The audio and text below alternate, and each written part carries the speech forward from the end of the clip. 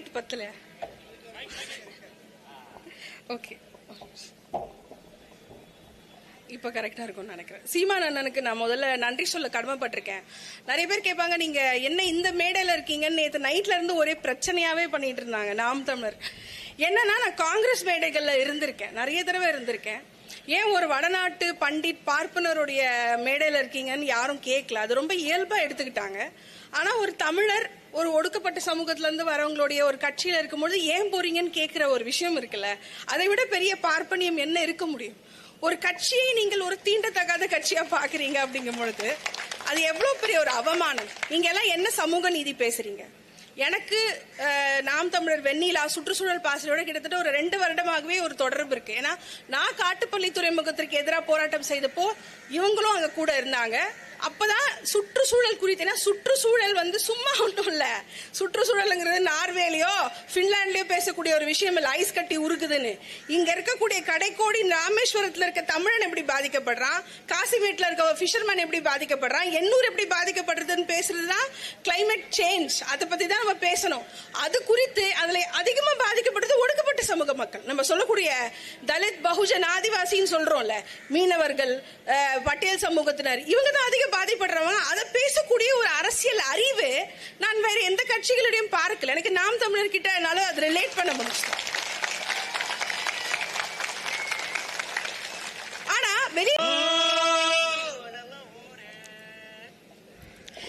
சென்னைவாசிகள் அனைவருக்கும் இந்த பாடல் ரொம்ப தெரிஞ்ச ஒரு பாடலாக தான் இருக்கும். ஆமாம், இந்த காலையில் ஒரு வெள்ளை கலர் வண்டி, அந்த வண்டியில் குப்பையை தரம் பிரித்து போடுங்க அப்படின்னு சொல்லி இந்த பாட்டை பாடிட்டே வருவாங்க. ஒரு 10 மணி 11 மணி வாக்கில் நம்ம அதை போட வேண்டியிருக்கும்.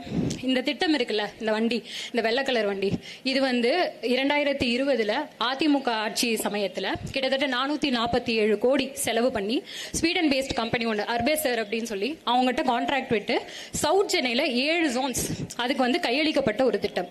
இந்த திட்டத்துல இந்த வண்டி, இந்த வெள்ளை வண்டி வருது இல்ல, அந்த வண்டி மட்டும் கிடையாது, மெக்கானிக்கல் ஸ்வீப்பர்ஸ் அப்படின்னா இயந்திரம் கொண்டு தரையை கூட்டக்கூடிய வண்டிகள், அதுக்கப்புறம் நம்மளோட கிரஷர் வண்டி, அதாவது நீங்க பாத்திருப்பீங்க, குப்பை போட்டோன்னா குப்பையை உடனே அது கிரஷ் பண்ணி அது அதை ஒரு இந்த ஸ்டேட்டுக்கு, லிக்விட் ஸ்டேட்டுக்கு அது மாடிஃபை பண்ணிடும். ஸோ இந்த வண்டிகள், இத்தனை வண்டிகள் அப்படின்னு சொல்லி இது எல்லாமே இந்த கான்ட்ராக்ட்ல கொண்டு வந்தது. அது மட்டும் இல்லாம துப்புரவு பணியாளர்களுக்கு கையுறை, காலுறை, தலைக்கு, உடைக்கு எல்லாம் கவசம், இது எல்லாமே இதுல inclusive. Solid waste management plan, திடக்கழிவு மேலாண்மை, கழிவு மேலாண்மைக்காக இது கொடுக்கப்பட்டது. ஆனா இதுல எவ்வளவு விஷயம் இத்தனை ஆண்டுகள்ல முழுமையாக நிறைவேற்றப்பட்டிருக்கு. தென்சென்னை மக்களுக்கு நல்லாவே தெரியும். இந்த பாட்டுக்கும் இந்த ஊர் கிடக்கிற கேட்டுக்கும் ஏதாவது சம்பந்தம் இருக்கா? நீங்களே பாருங்க. இது தனியார் மயமாக்கப்பட்ட ஒரு திட்டம், அதாவது கழிவு மேலாண்மையில. இதுல இருந்து என்ன விடிவு காலம் பிறந்திருக்கு? இங்க துப்புரவு பணியாளர்களுக்கான ஏதாவது ஒரு வாழ்வின் நிலை மேம்பட்டிருக்கா அப்படிங்கறது நீங்க புரிஞ்சுக்கணும். துப்புரவு பணியாளர்களுடைய கோரிக்கைகள் என்ன? ஒண்ணு தனியார் மயமாக்குதலை எதிர்த்து போராடுறாங்க. அவங்களுக்கு பணி நிரந்தரம், பணி ஓய்வூதியம், அது இல்லாம PF, இந்த மாதிரி தங்களுடைய தேவைகள். இங்கிலீஷ்ல ஷியர் பேசிக்ஸ் அப்படின்னு சொல்லுவோம், அதாவது சொற்ப அடிப்படைகள். இதற்காகத்தான் 10 நாளா, அதுல 6 நாள் உண்ணாநிலை போராட்டம் அந்த ரிப்பன் பில்டிங் வாசல்ல அந்த சனம் உட்கார்ந்து போராடிட்டு கிடக்கு. இப்ப நான் ஒரு திட்டம் சொன்னேன்ல, இந்த திட்டம் நீங்க இனாக்ட் பண்ணி கிட்டத்தட்ட 5 வருஷம் ஆக போகுது. இதுல என்னத்தை சாதிச்சு கீழ்ச்சிங்க? இப்ப வடசென்னை பக்கத்துல இருக்க ஒரு 3 ஜோனை மீண்டும் தனியார் மயமாக்க, 3 ஜோன் இல்ல 4 ஜோன் நினைக்கிறேன், மீண்டும் தனியார் மயமாக்க வேண்டிய தேவை என்ன? இதுல சேகர் பாபு அவர்கள் அவருடைய தலைமையில் மேயர் அவர்களுடன் அவங்களும் கூடி பேச்சுவார்த்தை நடக்குது. தொடர் பேச்சுவார்த்தை ஒரு 3 நாட்களாக இரவு நேரத்தில் அழைக்கிறாங்க, காலை நேரத்தில் அழைக்கிறாங்க. இதுல திரு சேகர் பாபு அவர்களுக்கு என்ன வேலை? அவருடைய அறநிலையத்துறைக்கு என்ன வேலை? KN நேரு அவர்களுடைய நகராட்சி மேம்பாடு அமைச்சர் அவரு இல்ல முதலமைச்சர், இல்ல துணை முதலமைச்சர், இல்ல மேயர் அவர்கள், இவங்க தான் இந்த பேச்சுவார்த்தையை நடத்தணும். இவங்க தான் இந்த கோரிக்கைகளுக்கு செவிசாய்க்க வேண்டும். இதுல அறநிலையத்துறை அமைச்சர் எங்க இருந்து வந்தாரு? துறைமுக பகுதி MLA. அங்க நடக்குது அப்படின்னா இந்த ரிப்பன் பில்டிங் வேற ஒரு பகுதியில இருந்தா அங்க போய் அவங்க உட்கார்ந்து போராட்டம் நடத்த போறாங்க. இதான் நடந்திருக்க போகுது. ரிப்பன் பில்டிங் இங்க இருக்கனால இங்க நடத்துறாங்க. இவருக்கு என்ன அதுல சிக்கல்? இதுல பத்திரிகையாளர் கேள்வி கேட்கும் போது நீலம் சோஷியல்ல இருந்து கேள்வி கேட்கறாங்க. நீங்க யாரு? உங்ககிட்ட நான் பதில் சொல்ல வேண்டிய தேவையில்லை, நான் பத்திரிகையாளருக்கு பதில் சொல்ல வந்திருக்கேன் அப்படிங்கிறாரு. சரி, பத்திரிகையாளர் கேக்குறாங்க, ஆட்சி உங்களோட வரைவுல நீங்க 2021 திமுக இதை ப்ராமிஸ் பண்ணுச்சே, அதுக்கு என்ன பதில் அப்படிங்கும்போது, இல்லையே நாங்க அப்படி சொல்லவே இல்லையே. இதோ இருக்கு, ஜூம் பண்ணிக்கோங்க, பேஜ் நம்பர் 80, 285வது பாயிண்ட்.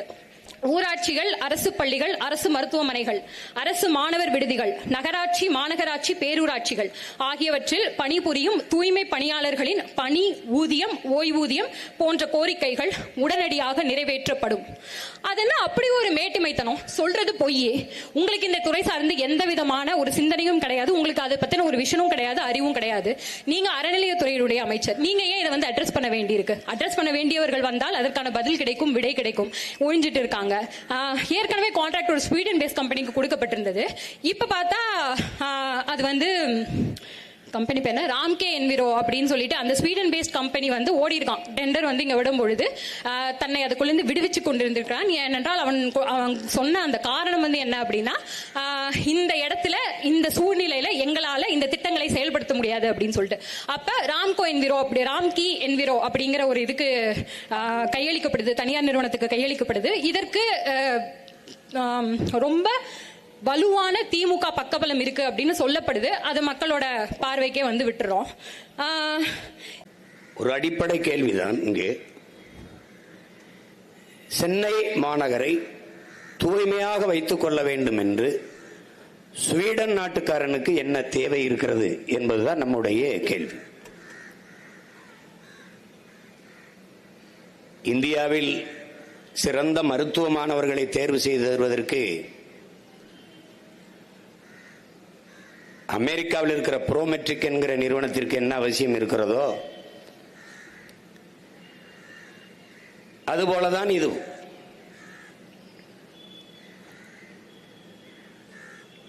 தனியார் முதலாளிகள் அவர்கள் கையிலிருந்து நமது தூய்மை பொறியாளர்களுக்கு, பணியாளர்களுக்கு ஊதியம் கொடுக்க போகிறார்களா? அரசு அந்த முதலாளிகளுக்கு கொடுக்கிற காசிலிருந்து எடுத்து சம்பளம் கொடுக்க போகிறார்களா? இதுதான் கேள்வி. எல்லாவற்றையும் தனியாரிடம் கொடுத்து விடுவது, ஒப்பந்த அடிப்படையில் கொடுத்து விடுவது. ஒரு தனியார் முதலாளி தன்னுடைய லாப தேவைக்கு வருவானா, மக்கள் சேவைக்கு வருவானா என்கிற ஒரு அடிப்படை கேள்வி கூட நம்மிடத்தில் எழவில்லை என்றால் எப்படி? எந்த முதலாளி மக்களுக்கான சேவை முதன்மையாக வைத்து வருவான்? எப்படி முதலீடு செய்வான்? அவன் தன்னுடைய லாபத்தை நோக்கித்தான் நகர்வான். அதுதான் அவனுக்கு குறியாக இருக்கும். அப்போது எங்கள் மக்கள் சேவை என்பது கேள்விக்குறியாக மாறும்.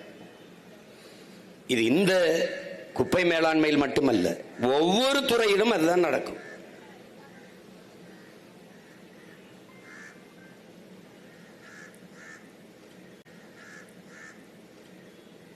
குப்பையை அள்ளி அந்த காட்சிகளை பார்த்தால் உங்களுக்கு தெரியும். நாம் மூக்கை பிடித்துக் கொண்டு போட்ட குப்பையை மூழ்கி எடுத்து சுத்தம் செய்வதை இந்த காட்சியை பார்த்தால் உங்களுக்கு தெரியும். இங்கே பேசியனுடைய தம்பி தங்கைகள் எல்லாம் குறிப்பிட்டார். எந்த பாதுகாப்பு கருவியும் இல்லை. காலுக்கு காலுறையோ கைக்கு கவசமோ எதுவுமே இல்லை.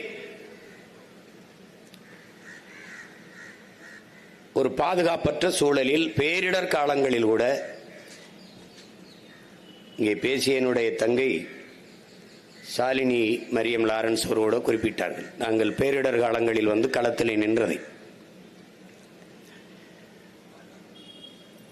பெருவெள்ளம் வந்தபோது அம்மையார் ஜெயலலிதா அவர்கள் அப்ப ஆட்சியில் இருந்தபோது 1 மாத காலங்கள் இந்த பாதிக்கப்பட்ட மக்களுக்கு அரிசி, பருப்பு, உடைகள் கொடுத்து குப்பைகளை அள்ளி அழுக்கு நீரை அப்புறப்படுத்தி வேலை செய்து கொண்டிருந்தோம்.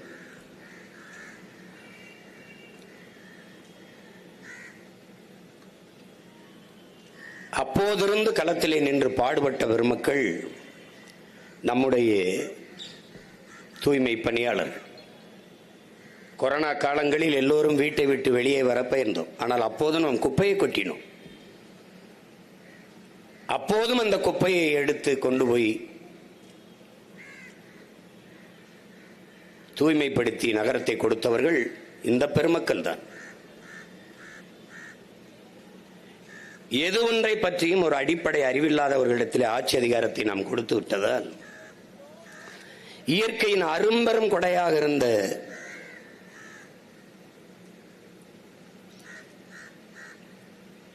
ஏரிகளை எல்லாம் குப்பை மேடுகளாக்கி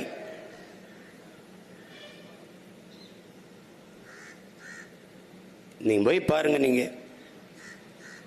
தெருவில் பயணித்து போய் பாருங்க, சாலைகளில் போங்க, மலை உயரத்திற்கு பெரும் மலைகள் உயரத்திற்கு இந்த பாலித்தீன் பிளாஸ்டிக் கழிவுகள், திடக்கழிவு மேலாண்மை என்பதே இந்த நாட்டில் சுத்தமாக கிடையாது. நாடே குப்பை மேடாக மாறி நிற்கிறது. இயற்கையினுடைய அரும்பெரும் கொடை என் அருமை உடன் பிறந்தார்களே பள்ளிக்கரணை ஏரி, கடலின் நீர்மட்ட அளவிற்கே இருக்கக்கூடிய இயற்கையின் பெருங்கொடை, அருமையான ஒரு சதுப்பு நிலை ஏரி. அதை குப்பையை கொட்டி மூடலாம் என்று ஒரு ஆட்சியாளர்களுக்கு தோணுகிறது என்றால் அவர்களுக்கு அறிவு என்ற ஒன்று இருக்குமா என்பதை நீங்கள் யோசித்து பார்க்கணும். எவன் ஆட்சிக்கு வந்தாலும் அந்த ஏரியை மறுபடி சீரமைக்க முடியாது. நாங்கள்லாம் சென்னைக்கு வந்தபோது அந்த பகுதியில் போகிற போதெல்லாம் வெளிநாடுகளில் இருந்த ஆகச் சிறந்த பார்ப்பதற்கு அரிதனும் அரிதாக இருக்கிற பறவைகள் எல்லாம் வந்து தங்கி அங்கே முட்டையிட்டு குஞ்சு பொரிச்சு பறந்து போகும். அப்படிப்பட்ட ஏரி இன்று குப்பை மேடாக மாறி இருக்கிறது என்றால் காரணம் என்ன? குப்பைகளிடத்திலே நாட்டையும் அதிகாரத்தை நாம் கொடுத்ததால் நாடு இன்றைக்கு குப்பையாக இருக்கு. நாம் கூட்டி அள்ள வேண்டியது, நம்முடைய மக்களும் நாமும் சேர்ந்து கூட்டி அள்ள வேண்டியது தெருவில் கிடக்கிற குப்பைகள் அல்ல, அதிகாரத்தில் இருக்கிற இந்த அறிவுகட்ட குப்பைகளை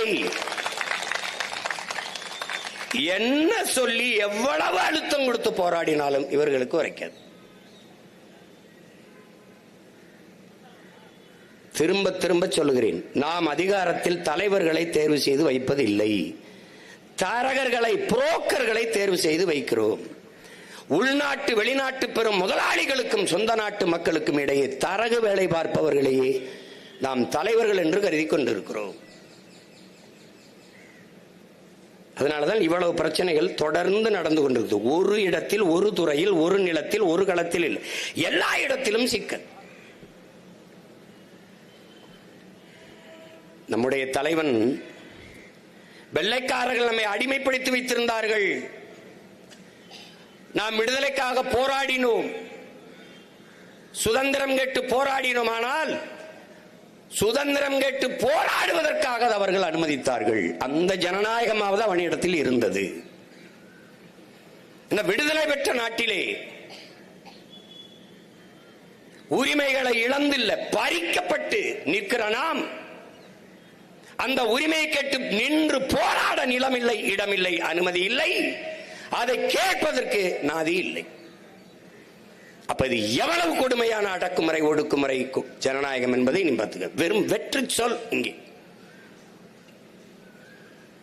நான் வந்து ஒரே சமூகத்துல பிறந்தாதான் அண்ணன் தம்பி இல்ல, நான் அப்படிதான் நினைச்சேன். ஒரே சமூகத்துல பிறக்கிறவங்க தான் அண்ணன் தம்பி ரத்தம்னு இல்ல.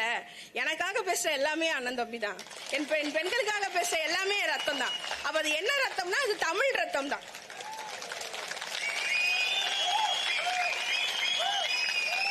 அது நான் வந்து முகஸ்துதிக்காக சொல்லல. நான் கடைசியா ஒரு விஷயம் சொல்லிக்கிறேன். போன வருஷம் யூனிவர்சிட்டி ஆஃப் சதர்ன் கலிபோர்னியால இருந்து ஜேர்னலிசம் ஸ்டூடெண்ட்ஸ் வந்திருந்தாங்க. ஒரு மாசம் அவங்களுக்கு கிளாஸ் எடுத்தேன். அவங்க மெயினா வந்ததும் கேட்ட ஒரே, நான் எந்த ஒரு அரசியல்வாதி பத்தி பேசவே இல்லை, ஆனா அவங்க கேட்டது ஹூ இஸ் மிஸ்டர் சீமான். சத்தியம், இது சத்தியம். அவங்க சொன்னாங்க, புலம்பெயர் தமிழர்களுக்காக போராடுபவர், ஈழம் காசுக்காக போராடுற மிஸ்டர் சீமான் பத்தி எக்ஸ்பிளைன் பண்ணுங்கன்னா ஹாஃப் அன் ஹவர் அது என் சிலபஸ்ல இல்ல. என் சிலபஸ்ல இல்லாத ஹாஃப் அன் ஹவர் நான் அந்த கிளாஸ் எடுத்தேன். அப்பதான் எனக்கு தெரிஞ்சது, நம்ம ஊர்ல இருக்க மனுஷங்களோட மதிப்பை நாம முதல்ல வளர்த்துக்கணும் மனசுல, அதுக்கப்புறம் நம்ம மற்ற விஷயம் பேசலாம். நன்றி. ஜெய்பீம். வெள்ளம் வந்தால் கோவப்படுவார்கள், ஒரு திட்டத்தை சொல்லிவிட்டு செய்வீர்கள் என்றால் கோவப்படுவார்கள். எல்லோரும் மீதியில் வந்து போராடி விட்டார்கள். ஆசிரியர்கள், மாணவர்கள், மீனவர்கள், உழைக்கும் உழவர் குடிமக்கள், இப்போது துப்புரவு பணியாளர்கள் எல்லாரும் வந்து விட்டார்கள், நெசவாளர்கள். எப்படி பிரச்சனைகளை தந்தவர்கள், அதற்கு காரணமாக இருந்தவர்களை மறுபடியும் அதிகாரத்தில் எப்படி வர முடிகிறது? அப்ப எங்கே தவறு நடக்கிறது? யாருக்குமே ஊழல் பிடிக்கல, யாருக்குமே லஞ்சம் பிடிக்கல. ஆனால் யார் கொடுக்கிறா, யார் வாங்குறா? அப்போ எல்லாருமே சொல்றான் ஊழலை ஒழிக்கணும், லஞ்சத்தை ஒழிக்கணும்னு. அப்ப யார் கொடுக்கிறா, யார் வாங்குறா? யார் வாங்குற?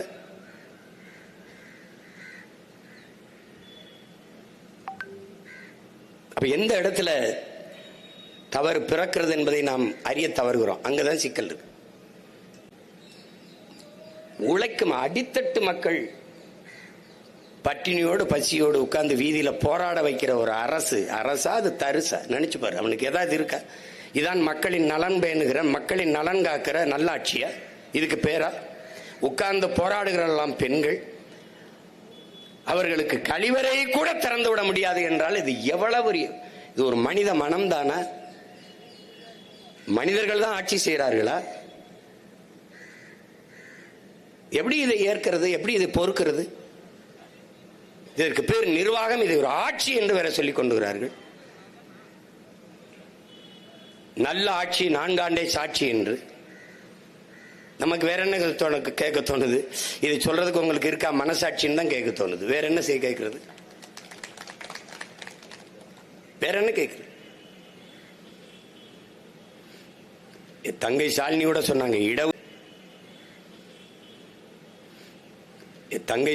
சொன்னாங்க இடஒதுக்கீடு, சம உரிமை, சமூக நீதியில நீ எதுக்கு பேசுற? உனக்கு என்ன தகுதி இருக்கு? பெண்ணிய உரிமையில ஏன் பேசுற? நின்னு போராடுறதுலாம் என்ன பொம்மைகளா? பெண்கள் தான், பெண்கள் தான்.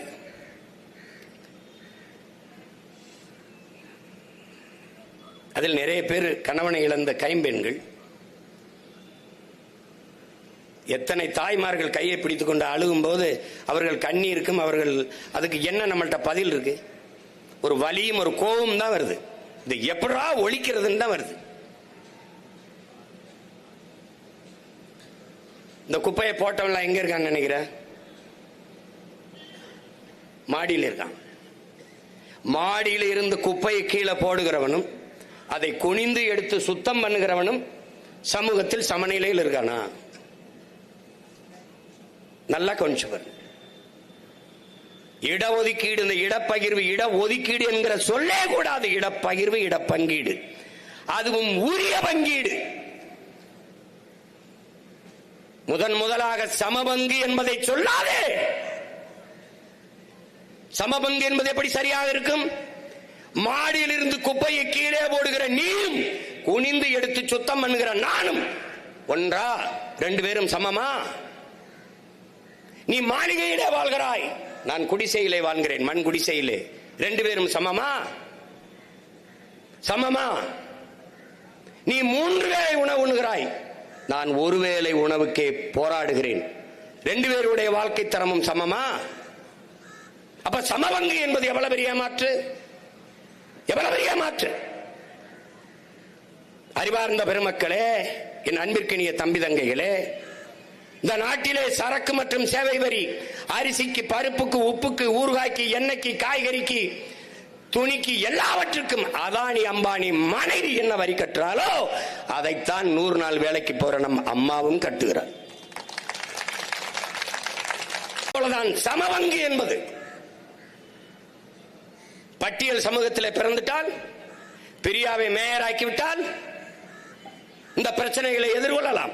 நாளைக்கு இதை தனியாருக்கு தாரை வார்த்து கொடுக்கும் போது பட்டியல் சமூக மக்கள், ஒடுக்கப்பட்ட தாழ்த்தப்பட்ட மக்கள் வீதியில் நின்று போராடுகிற போது பிரியாவை முன்னிறுத்தலாம். எவ்வளவு பெரிய மாற்று! ஒரே சமூகத்தில் பிறந்தால் என் தங்கை ஷாலினீஸ்வரம் ரேஞ்ச் ரோவரில் ரிப்பன் மாளிகையில் இருந்து வெளியே வருகிற பிரியாவும் வாசல்லே பசியோடு 10 நாளாக போராடி கொண்டிருக்கிற அக்கா தங்கையும் ஒன்றா? எப்படி?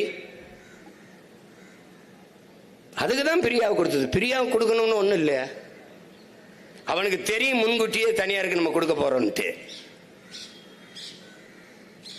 முதல்ல இது இங்கே சென்னை மாநகரம் தாழ்த்தப்பட்ட மக்களுக்கு இருந்த தனியார் சிறப்பு தொகுதியாக தான் இருந்தது. அதை தன் மகனை கொண்டு வர வேண்டும் மாற்றிய பெருமகன் ஐயா கருணாநிதி தான். திருப்பி பிரியாவை கொண்டு வர வேண்டும் என்று மாற்றினது இவங்க தான். இப்ப தெரியுதா எதற்காக பிரியா மேயராக இருக்கிறார் என்றால் இதற்குத்தான். யாரிடத்தில் கோரிக்கை வைப்பது? எதற்காக இந்த உரிமை? நம் பாட்டனார் அயோத்திதாசரும் தாத்தன் ரட்டமலை சீனிவாசனும் தாத்தா MC ராஜாவும் புரட்சியாளர் அம்பேத்கரும் போராடி பெற்று தந்த சமூக நீதி, சமூக உரிமை எதற்காக? எதற்காக? எதற்காக? இந்த அடிப்படை உரிமையை கூட இழந்து நம்மவர்கள்ட்டே நாம் போராடி நிற்கிறதுக்கா? நியாயமாக பிரியா மேயர் இந்த போராடி கொண்டிருக்கிற நம் அம்மா தங்கச்சிகளோட உட்கார்ந்து போராடி இருந்தால் புரட்சியாளர் அம்பேத்கர் கொடுத்த சமூக நீதியிலே நம்முடைய பாட்டன் அயோத்திதாசன் மட்டமலை சீனிவாசனும் MG ராசாவும் போராடி பெற்று தந்த சமூக நீதி, சமூக இந்த இதுல நமக்கு நியாயம் இருக்கு. இப்ப எங்கடா இருக்கு சமூக நீதி? இதுல எங்க இருக்கு? குப்பை எழுறவனுக்கும் இவங்களுக்கு என்ன சம்பந்தம்? உழுது மீன் பிடிக்கிறவனுக்கு இவனுக்கு என்ன சம்பந்தம்? நெசவாளனுக்கு இவனுக்கு என்ன சம்பந்தம்? இந்த நாட்டாளுற உனக்கு எங்களுக்கு என்னதான் சம்பந்தம்? சொல்லு, என்னதான் சம்பந்தம்? என்னது இது? கொடுமையா இருக்கு, கொடுமையா இருக்கு. தங்கச்சி சாலினி சொன்ன மாதிரி நான் தான் அதை பல தடவை பேசினேன். எப்படின்னா, எதிர்கட்சியா இருக்கும்போது மக்கள் மேல ஒரு அவ்வளவு அக்கறையா போராட்டங்களை செய்வார், அதை பண்ணுவார், இதை பண்ணுவார். நான் சொன்ன கடைசி வரைக்கும் அவங்களை எதிர்கட்சியா இருக்கிற மாதிரியே பாத்துக்கிறீங்கடா, டே நல்லா போராடுறாங்கடா அப்படின்னு. இந்நேரம் எதிர்கட்சியா இருந்தா என்ன ஆகு? இதே சேகர் பாபு சம்மனத்தை போட்டுட்டு எந்திரிக்க மாட்டாப்ல. அவருக்கு என்ன தெரியும் பாவம் குப்பையை பத்தி? அவரே ஒரு பெரிய மக்கின குப்பை. அவருக்கு என்ன தெரியும்? அவருக்கு கோயிலுக்கு போனோமா, தேங்காய் எவ்வளவு இருக்கு, ஊதுபத்தி சாம்பிராணி எவ்வளவு போயிருக்கு, உண்டியல் எவ்வளவு காசு வந்திருக்கு, நம்ம சட்டப்பைக்கு எவ்வளவு வந்துச்சு, நம்ம எஜமா வீட்டுக்கு எவ்வளவு போச்சு, வெளிப்படையா ஒரு அறிக்கை கொடுக்க சொல்லு. அறநிலைத்துறையில ஆண்டுக்கு எவ்வளவு வருமானம்? எந்தெந்த வெளிப்படையா ஒரு அறிக்கை கொடுக்க சொல்லு. அறநிலைத்துறையில ஆண்டுக்கு எவ்வளவு வருமானம்? எந்தெந்த கோயில்ல எவ்வளவு வருமானம்? அது கோயில் நிர்வாகத்துக்கு பராமரிப்புக்கு செலவு கொள்ளு. திருச்செந்தூர் முருகன் கோயில்ல காலிவரை கட்டி கொடுக்க முடியல, சிவநாடார் வந்து கட்டி தர வேண்டியது 250 கோடிக்கு. கட்ட வந்தவர்கிட்ட கமிஷன் கட்டி திருப்பி வரட்டா யோக்கியப்பில்ல தானடா நீங்க. அவர் கோச்சிட்டு போயிட்டாப்ல. அடா, கோயிலுக்கு கக்குசு வழிபட வர மக்களுக்கு கழிவறை கட்டி கொடுக்க வர என்கிட்ட கமிஷன் கேட்குறீங்கன்னு மறுபடியும் கெஞ்சி எதிரி கூட்டிட்டு வந்தாங்க. போனா போதுன்னு கட்டி கொடுத்தாப்ல. கக்குசுல கமிஷன் அடிக்கிற வகைகள்கிட்ட போய் இவங்க கக்குசு கூட மணக்கும்டா, இவங்க அதை விட கேவலமா நாருவாங்கடா இவங்க. நீ இவங்களை போய் பேச்சுக்கிற. நீங்க தங்கச்சி சொல்லிச்சுல சாலினி, உள்ள விடல, அந்த அறைக்குள்ளே இந்த துப்புரவு பணியாளர்களை விடாதீங்க, போதாதீங்க, அவளே கூட்டி பெருகிட்டோம், அவங்களே அள்ளிக்கிட்டு, அவங்களே அள்ளிக்கிட்டோம். எப்படி இருக்கு? உள்ள விடாதீங்கன்னா இவர்களுக்கெல்லாம் ஒன்று இந்த அதிகாரம் நிலையானது என்று நினைக்கிறார்கள். ஏற்கனவே 5-6 மண்டலத்தில் அதிமுக ஆட்சியிலே தனியாருக்கு கொடுத்தாச்சு. இப்ப நீங்க வந்து பேசுறீங்களே அப்படின்னு. நீங்க எதிர்கட்சியா இருக்கும்போது கொடுத்ததை இப்ப 4.5 ஆண்டுகளாக நீங்கள் நிறைவேற்றவில்லையே. 4.5 ஆண்டுகள் பொறுத்திருந்தார்கள் எமது மக்கள். இப்ப நிறைவேறும், அப்ப நிறைவேறும். அவர்கள் கேட்பது ஒண்ணு இல்லையே. 23,000 63,000 சம்பளம் கூட ஒண்ணும் கேட்கல. என் தம்பி சொல்ற மாதிரி 30,000 கொடுத்தா கூட 51 கோடி தான் தேவைப்படுது. அப்ப 2,700 கோடி ஒரு ஆண்டு ஒன்றுக்கு 10 மாசத்துக்கு வருது. ஒரு மாசத்துக்கு 270 கோடினா 10 மாசத்துக்கு 2,700 கோடி வருது. இப்ப மாசத்துக்கு 50 கோடி தான் தேவைப்படுது. அப்ப 500 கோடியிலே 30,000 சம்பளத்திற்கு மக்களை நிரந்தர பணியமர்த்த முடியும் என்கிற போது அப்ப 2,700 கோடிக்கு ஒப்பந்தம் கொடுக்க வேண்டியது இருக்கு. எதுக்கு? எல்லா மக்கள்கிட்டயும் நீங்க போய் அவங்களுக்கு ஆதரவா நிக்கிறீங்க, அரசு எதிர்த்து. ஆனா அந்த அரசு முதல்வர்கிட்டே நீங்க பணம் வாங்கிட்டு ஒரு சிலர் விமர்சனம் பண்றாங்க. அவங்களுக்கு என்ன சொல்றது? பணம் கொடுத்து தான் எனக்கு எதிராக போராடுன்னு சொல்றாப்ல. தினம் ஒரு பைத்தியக்கார கூட்டம், பிச்சைக்கார கூட்டம், வாடகைக்கு விட்டு பிழைக்கிற கூட்டம் பேசிட்டே தெரியும். அதை போய் பொருள்படுத்திக்கிட்டு இருக்க முடியுமா என்ன? RSS ஏத்தீங்கன்னா திமுக காசு வாங்குறது, திமுக ஏத்தீங்கன்னா RSS பிஜேபி காசு வாங்குறது. வாங்கி திண்டு பழகிட்டாங்கல்ல, அதனால எல்லாரையும் அவங்கள மாதிரியே நினைக்கிறது. நாய் நக்கி திங்கிற நாய்கள் வேட்டையாடி சாப்பிடுற புளியை பார்த்து என்ன தெரியும் அவனுக்கு? வேட்டையாடி சாப்பிடுற புளியை பார்த்து நக்கி திங்கிற நாய்களுக்கு என்ன தெரியும்? அது வாட்டுக்காக பேசிட்டு இருப்பாங்க. வேற ஏதாவது